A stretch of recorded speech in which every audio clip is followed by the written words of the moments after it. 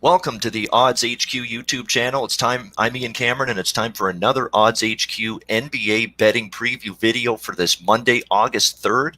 NBA card as the restart rolls on in Orlando. Tonight, I'm going to preview the matchup between the San Antonio Spurs and the Philadelphia 76ers. Philadelphia 7-point favorites in this game, 227 the total.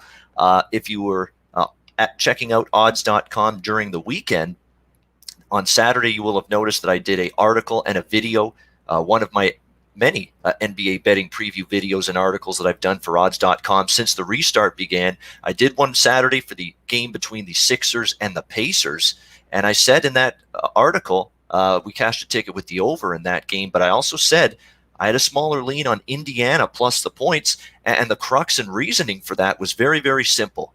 The Philadelphia 76ers, outside of the city of Philadelphia, you get them away from home, you get them on the highway.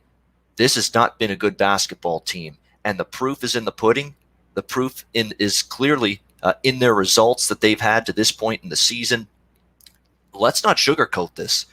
The Philadelphia 76ers, guys, they've been nothing short of a money-burning disaster area when it comes to winning games, covering point spreads on the road.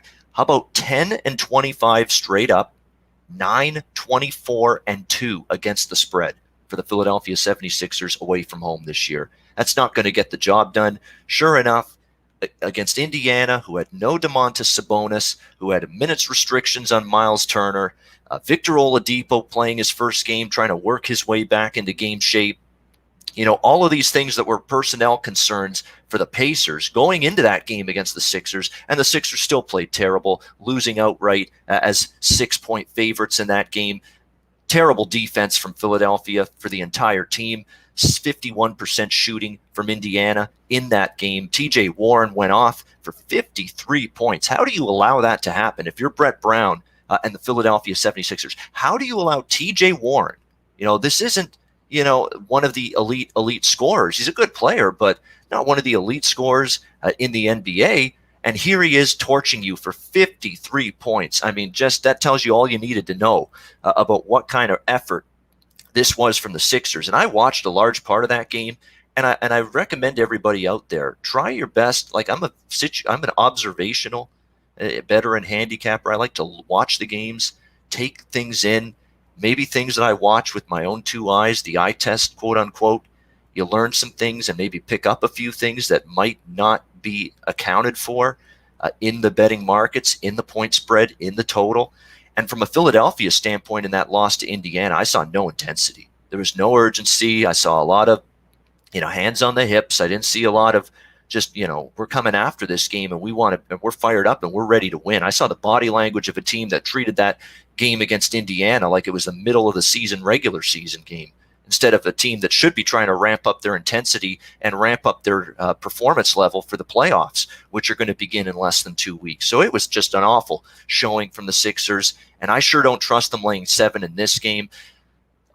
San Antonio, they took my money yesterday. I mean, definitely, and I'll give them credit. A great win for them against Memphis. They've now pulled off 2 straight outright upset wins as underdogs in their first 2 regular season games here in Orlando, beating Sacramento and Memphis. And they did it yesterday. No Bryn Forbes, Marco Bellinelli, so a little bit of a short-handed team, missing the game due to injuries, but they've had some really, really good performances in step-up mode from DeMar DeRozan, DeJounte Murray, Derek White. They've all been great double figures in points for both of them in each of the first 2 games.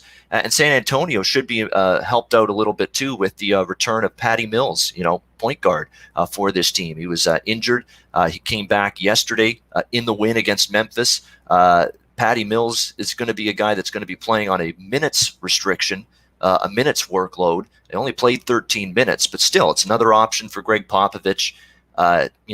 For terms of ball handling, facilitating, and running the offense, and even if he's playing a lesser amount of minutes, his presence on the court is still a positive and a good thing for the Spurs. I give this team, very little praise in terms of their defensive game for the most part this season. They've been a really poor defensive basketball team, San Antonio, but at least in these 2 games against Sacramento and Memphis, while they still gave up some points, they came up with key stops and timely stops, when they needed them in both of those games against Sacramento and against Memphis when they needed them. So that's a positive sign for San Antonio. I don't think they'll ever be a great defensive team, but at least we've seen them, put together some stops at times and be able to help them out in terms of winning these first two games. So again, Philadelphia laying 7. I'm backing San Antonio here +7. The one little bit of concern, point